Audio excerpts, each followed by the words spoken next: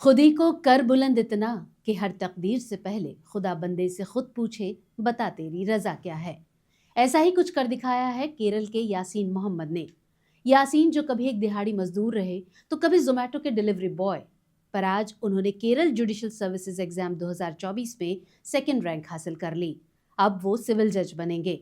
इस सफलता से उन्होंने ये बता दिया कि अगर किसी चीज को शिद्दत से पाने की कोशिश की जाए तो फिर कितनी ही अड़चनें क्यों ना आ जाएं, आपको उस तक पहुंचने से कोई नहीं रोक सकता।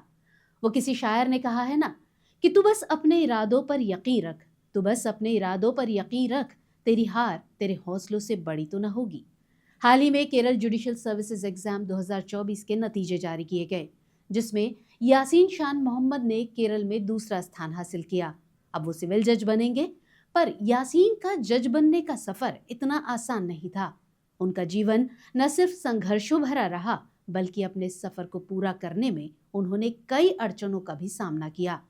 अपनी इस विजय यात्रा में उन्होंने कई झंझावातों, कई उतार चढ़ावों का सामना किया, पर हार नहीं मानी। मैं हूं आपके साथ आतिफा काजी। तो यासीन मोहम्मद की पूरी कहानी आपको विस्तार से बताएंगे कि कैसे गरीब लड़के ने दिहाड़ी मजदूर से जज बनने तक का सफर तय किया। पर उससे पहले अगर अभी तक आपने हमारे चैनल द हिंदी टॉप को सब्सक्राइब नहीं किया है तो जल्दी से कर लें, ताकि आप तक पहुंचे हर खबर सबसे पहले। यासीन शान मोहम्मद का जन्म केरल के पलक्कड़ जिले में हुआ था। उनका बचपन न सिर्फ तंगहाली में गुजरा, बल्कि घर का बड़ा बेटा होने के नाते कई तरह की जिम्मेदारियों से भी भरा हुआ था। यासीन के घर की आर्थिक स्थिति अच्छी नहीं थी।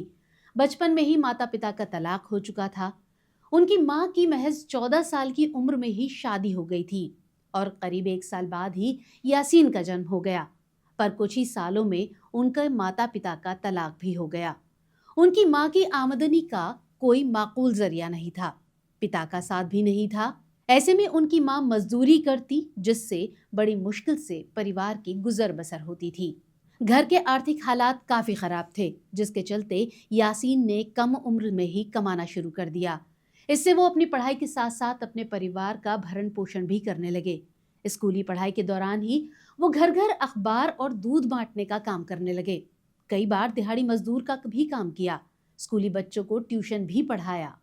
पर हिंदी के प्रसिद्ध कवि दुष्यंत कुमार ने कहा है ना कि कौन कहता है आसमान में सुराख नहीं हो सकता, कौन कहता है आसमान में सुराख नहीं हो सकता, एक पत्थर तो तबीयत से उछालो यारो। तमाम मुसीबतों और चुनौतियों के बावजूद भी यासीन ने इन पंक्तियों को चरितार्थ कर दिखाया और इतने मुश्किल हालातों के बावजूद भी उन्होंने हार नहीं मानी और पढ़ाई का साथ छूटने नहीं दिया। जिनकी पहचान उनके मजबूत इरादे हों तो उनकी मंजिलें खुद ब खुद आसान हो जाती हैं। यासीन ने किसी तरह 12वीं तक पढ़ाई पूरी की। इसके बाद पॉलिटेक्निक कॉलेज से इलेक्ट्रॉनिक्स में डिप्लोमा भी किया। इसके बाद करीब साल भर तक उन्होंने गुजरात में एक छोटी सी नौकरी की। पर बशीर बद्र ने शायद ऐसे ही धुन के पक्कों के लिए कहा था कि जिस दिन से चला हूं मेरी मंजिल पे नजर है, जिस दिन से चला हूं मेरी मंजिल पे नजर है, आंखों ने कभी मील का पत्थर नहीं देखा। यासीन ने खुद को यहीं नहीं रुकने दिया, उनकी मंजिल तो कुछ और ही थी। गुजरात से लौटने के बाद यासीन ने पब्लिक एडमिनिस्ट्रेशन में ग्रेजुएशन की और फिर एलएलबी करने का फैसला किया। इसके लिए उन्होंने केरल में ही लॉ एंट्रेंस दिया, जिसमें 46वीं रैंक हासिल की। उन्हें एर्नाकुलम के एक प्रतिष्ठित सरकारी लॉ कॉलेज में दाखिला मिल गया। लॉ की पढ़ाई के दौरान अपना खर्चा निकालने के लिए उन्होंने जोमेटो के डिलीवरी बॉय के तौर पर भी काम किया। वो ट्यूशन्स भी लेने लगे। दिन में पढ़ाई, रात में काम, सिलसिला यूं ही चलता रहा।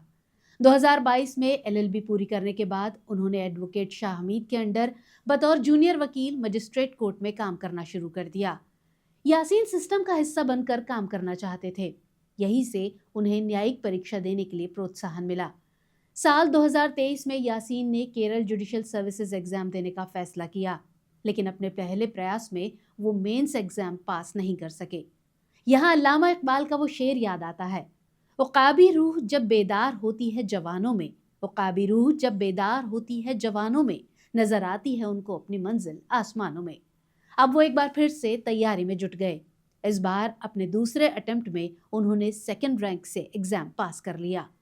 29 साल के यासीन मोहम्मद की सफलता की ये कहानी उनके संघर्ष, लगन, मेहनत और दृढ़ संकल्प की कहानी है, जो देश के लाखों करोड़ों युवाओं को न सिर्फ प्रेरित करती है, बल्कि बताती है कि परिस्थितियां चाहे कितनी भी कठिन हो, राहें चाहे कितनी भी मुश्किल क्यों ना हो, पर अगर उन्हें पाने की सच्ची लगन, दृढ़ संकल्प और खुद पर भरोसा हो तो सफलता का ताज एक दिन आपके सिर जरूर होगा।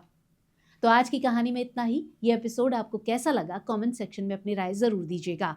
साथ ही हमारे चैनल द हिंदी टॉप को सब्सक्राइब करें। हमें सोशल मीडिया हैंडल्स एक्स यानी ट्विटर, फेसबुक और इंस्टाग्राम पर फॉलो करना ना भूलें।